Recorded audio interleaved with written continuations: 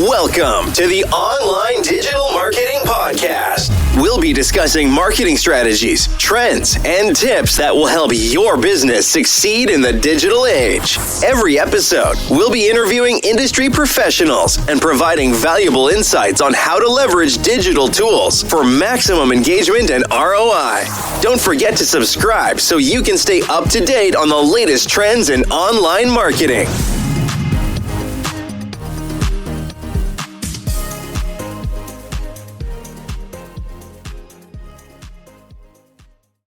Hey everybody, welcome back. We are taking a deep dive today into Joe Polish's What's in It for Them. Yeah. This book, it really kind of flips the script on how we think about relationships, especially in business. Yeah. So often we kind of come in with that, what can I get kind of attitude. Right.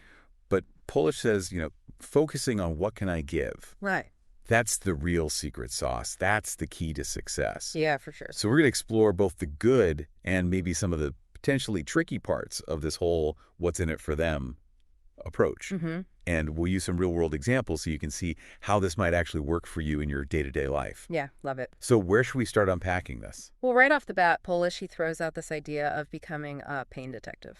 Okay, pain detective. Yeah. That sounds kind of intense. Is he talking about solving mysteries, or what's the deal here? Thankfully, no trench coats or magnifying glasses required. Okay. It's really about becoming skilled at spotting the challenges people are facing, their pain points, as he calls them, Okay. and then finding ways to help before you even think about selling them something. So it's about being a helper first and foremost. Exactly. Okay. But how practical is that really? I mean, does the average person really have the time to be everyone's personal pain detective? Right. And that's where the shift in thinking comes in. It's not about, dedicating your life to solving everyone's problems. It's just approaching every interaction with a different mindset. Okay. He uses a great example in the book. Think about a small business owner who, takes the time to really listen to customer complaints. Mm-hmm. And instead of getting defensive, they use that feedback to totally redesign their service. I see. So it's turning what could be, a negative thing, a complaint, into a chance to build trust and show you actually care. Exactly. Yeah. Okay. That's pretty different from the usual, here's my business card, call me kind of Yeah. networking, isn't it?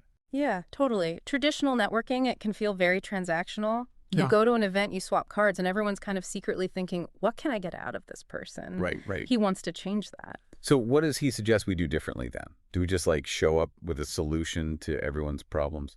Again, it's about shifting your focus. So instead of, launching into your elevator pitch the second you meet someone, try to be genuinely understanding their needs first. What are their challenges? What are they hoping to achieve? Maybe you can offer advice, a helpful connection, even just a listening ear. Yeah, that sounds great in theory, but I got to be honest, I'm a little wary of this whole give approach. Mm-hmm. What's to stop people from taking advantage if you're always the one offering help? Yeah, it's a good question to be cautious. He acknowledges that risk head on. Okay. And he talks about, takers, Mm-hmm. those who are always looking to get something without giving back versus people who are genuinely interested in reciprocal relationships where everyone benefits. Okay, so how can you tell the difference? Are there red flags to look out for? Absolutely. One big sign is someone who's constantly asking for favors, Okay. but rarely, if ever, reciprocating. Right. Another is someone who's showing little interest in your success or how they might contribute to a mutually beneficial relationship. So you're saying even with good intentions, we got to be smart about who we're investing our time and energy in. Yeah, you got it. It can't just be this free-for-all of giving, right? Exactly. And he actually gives you tools to help with that. Okay. He has this thing called the magic rapport formula, Okay. which helps you gauge someone's genuine interest in that two-way street kind of relationship. Okay. We can dig into that a little bit more later, but the Yeah. point is he's not advocating for blind generosity. Okay, that makes me feel a little bit better. Yeah. But even with precautions, this whole focus on giving can sound kind of exhausting. It can be, yeah. How do you avoid burnout if you're constantly trying to help everybody? Right, that's where his ELF framework comes in. ELF framework. Okay. It stands for easy, lucrative, and fun. Easy, lucrative, and fun. And he encourages you to build a network of people who share your values. Okay. So doing business with them feels, easy, lucrative, and fun. I like that. He contrasts that with Hey-tell-F relationships. BTLF. Hard, annoying, lame, and frustrating. Okay, yeah. I'm definitely seeing the appeal of ELF over haircut. For sure, yeah. But I'm guessing building that kind of network takes time and effort. It definitely does, and it requires being intentional about who you let into your inner circle, both professionally and personally. And setting healthy boundaries is key. Otherwise, even the most generous person can get burned out. Oh, yeah. Totally been there. Right. So it's about finding that sweet spot between being generous, Yeah. but also protecting your own energy and well-being. Exactly. Makes sense. But what about when it works? I mean, besides, just feeling good, are there actual success stories from people who have adopted this what's in it for them approach? Oh, yeah, tons. He shares some incredible examples from his Genius Network, Okay. which is this community of entrepreneurs who have seen some pretty amazing results by focusing on generosity and setting boundaries. All right, now I'm really intrigued. Tell me more about these success stories. What does it actually look like when this approach leads to tangible results? Well, one that comes to mind is about this woman who owned like a small marketing agency. Okay. And she joined Genius Network, and she like really embraced this whole what's in it for them philosophy. But instead of just pitching her services to everyone she met, Right. she started focusing on connecting people in her network who could benefit from each other's expertise. So she became like a connector, Yeah, sort of a facilitator for other people's success. exactly. And by Yeah. doing that, she built up so much goodwill and trust. People started to see her as like this incredible resource. Yeah. Someone who genuinely wanted to see them succeed. That's amazing. I bet that led to like some huge business growth for her agency too, right? Oh, absolutely. Her generosity led to like a flood of referrals. Wow. People wanted to work with her because they knew she was more interested in their success than just making a quick buck, Right. you know? Yeah. She ended up scaling her agency like significantly and built this reputation as someone who truly delivers. That's such a cool example. It just shows how this philosophy can create a win-win for everyone involved. Yeah, totally. But, we've been talking a lot about business, but I'm wondering, can this what's in it for them approach work in other parts of life too? Like, what about personal relationships, friendships, even family? You're so right to bring that up. It's not just a business strategy, it's a way of life. Okay. Think about it. When you approach any relationship with that genuine desire to understand the other person's needs and offer support, Yeah. it naturally deepens the connection and creates a more positive dynamic. It makes a lot of sense. It's Yeah. so easy to get caught up in our own wants and needs. Yeah, But when we consciously shift our focus to the other person, things change. totally. Yeah. And it doesn't have to be these grand gestures. Right. Sometimes it's just being present, listening actively, showing you care. Mm-hmm. Those small acts of kindness and generosity, they build up over time Yeah. and create a foundation of trust and mutual respect. So it's not about like becoming some self-sacrificing martyr or anything. Yeah, right. It's about finding that balance between being generous and setting those healthy boundaries Yes. to protect yourself. You nailed it. Remember, Polish is very clear about avoiding those takers. Right. And building a network that supports your well-being. Right. It's not about being a pushover. Right. It's about being smart with your time and energy. Okay. I think I'm really starting to see how this all comes together. It's like reframing your whole perspective on relationships. Yeah. Instead of viewing them as transactions, it's about creating these mutually beneficial connections where everyone wins. Precisely. Yeah. And that's what makes his work so compelling. It's not just about, tactics or tricks. It's about like a fundamental shift in mindset that can lead to more fulfilling relationships in all areas of your life. So for our listeners who are ready to give this a try, where's a good place to start? Mm-hmm. What's like a practical step they can take today? He talks about asking a simple but powerful question. How are you suffering and how can I help? Okay. How are you suffering and how can I help? Yeah, it might sound a little blunt, Yeah. but it cuts through the small talk and gets to the heart of the matter. So it's about going deeper than the surface level. Yes. And really trying to understand the challenges people are facing. Exactly. And it's not about having all the answers. Right. Or being a superhero. Right. It's about showing empathy and a willingness to be of service. Yeah. Sometimes just listening attentively and offering words of encouragement can make a world of difference. Okay, that makes sense. What about situations where you can offer like more tangible help? Mm-hmm. Any examples of how to be a pain detective in like everyday life? Well, think about your own network. Are there people struggling with a problem you have expertise in? Okay. Maybe a friend launching a new business could use your marketing experience. Hmm. Or someone going through a rough patch needs a listening ear or help with a project. So it's about being attuned to the needs of those around us Yeah, and being proactive about offering support, exactly. even in small ways. It's about shifting from a what can I get mindset to a what can I give Right. mindset. Yeah. You'd be surprised how often those small acts of generosity come back to you in unexpected positive ways. I'm getting really excited about this. It feels like a much more empowering and fulfilling way to approach relationships. Yeah. Instead of constantly competing or trying to get ahead, it's about collaborating and supporting each other's success. And that's the beauty of it. When you focus on creating value for others, you naturally create value for yourself. Right. It's a win-win for everyone. Yeah. And honestly, a much more sustainable and joyful way to live.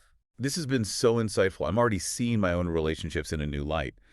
But I have to ask, what about those relationships that are already draining us? Mm-hmm. The ones that fit that HALF framework Polish talks about? Yeah, that's a great question. And it's where the concept of boundaries comes in. We can't be everything to everyone. Right. And it's okay to say no to requests that drain our time or energy without any real benefit in return.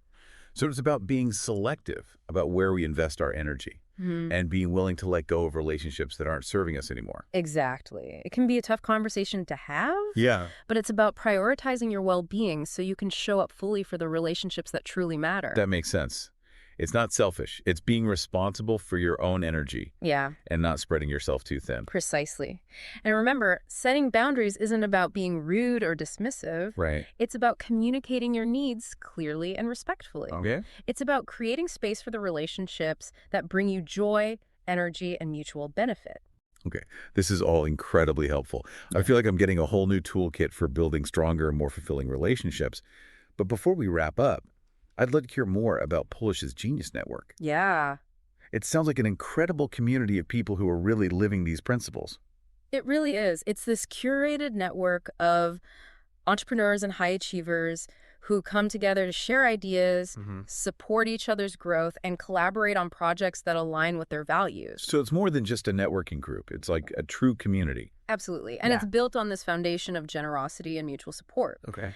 Members are encouraged to focus on what's in it for them when interacting with each other, and the results have been amazing. Like what kind of amazing, what are some of the successes that have come out of Genius Network? Oh, there's so many examples. Businesses have been launched, Right. partnerships formed, Mm. millions of dollars generated through collaborations that all started within Genius Network. Wow. That's really impressive.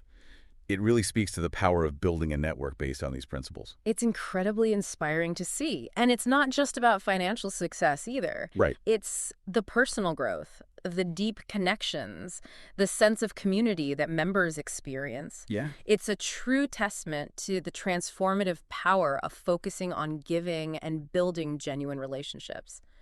This whole conversation has been so eye-opening. I feel like I'm walking away with a whole new perspective on how to build meaningful and successful relationships. But before we go, I'm curious about something. Yeah. Polish talks a lot about surrounding yourself with the right people. Mm-hmm. But what about relationships we can't just walk away from, Right. like family or colleagues? Yeah. How do we apply these principles in those situations where we might not have as much choice in who we're interacting with? That's a fantastic question. And it's where things can get a bit more nuanced. Okay. It's important to remember we can't control other people's behavior, Right. but we can control our own reactions Oh, okay. and how we choose to engage. So even in situations where we can't choose our company, Mm-hmm. we can still choose how we interact. Exactly. And that's where those principles of boundaries and self-care become even more important. Yeah. It's about protecting your own energy and not getting pulled into negative or draining dynamics. So it's not about trying to change the other person. Right. It's about focusing on what you can control, which is your own behavior and your own boundaries. You got it. And sometimes even small shifts in your own approach can have a ripple effect on the relationship. Okay. For example, if you have a family member who tends to be very negative, Mm-hmm. you might choose to limit your exposure to their complaining Right. or try to steer the conversation towards more positive topics. So it's about setting those gentle boundaries and redirecting the energy in a more positive direction. Precisely. And it's not about being fake or pretending everything is perfect. Yeah. It's about choosing to focus on the aspects of the relationship that are healthy and supportive. This is all making so much sense. Yeah. I'm feeling much more equipped now to handle like those trickier relationships. Yeah. This whole conversation has been incredibly eye-opening. I feel like I've got a whole new framework for building, stronger, more meaningful relationships. It's definitely a powerful shift in thinking. And what's great about his approach is it's not about manipulating people Right. or playing games. Right. It's about genuine human connection and creating situations where everyone benefits. Right. It's about changing your focus from what can I get to what can I give. Yeah. But, as we've been talking, I've been thinking about my own network, Mm-hmm. and I'm realizing there are some relationships that feel a lot more like that HASLF framework. Right. Hard, annoying, lame, and frustrating. Yeah. What do you do about those? That's such a common experience, and it's where things can get a little tough. Remember, we can't force people to change, but we can control our own boundaries and how we choose to engage. So it's about being mindful of the energy we're putting out and making sure we're not pouring ourselves into relationships that are draining us Yeah. without giving anything back. Exactly. Sometimes that means making tough decisions about which relationships to prioritize and which ones to step back from. Right. It's not about being selfish. It's about being responsible for your own well-being. That's a really important point. We often feel obligated to stay in certain relationships, even when they're not serving us well. Yeah. But it's okay to set boundaries and protect our own energy. Absolutely. And setting boundaries doesn't have to be confrontational. Right. It can be as simple as limiting your time with certain people or politely declining requests that would drain you.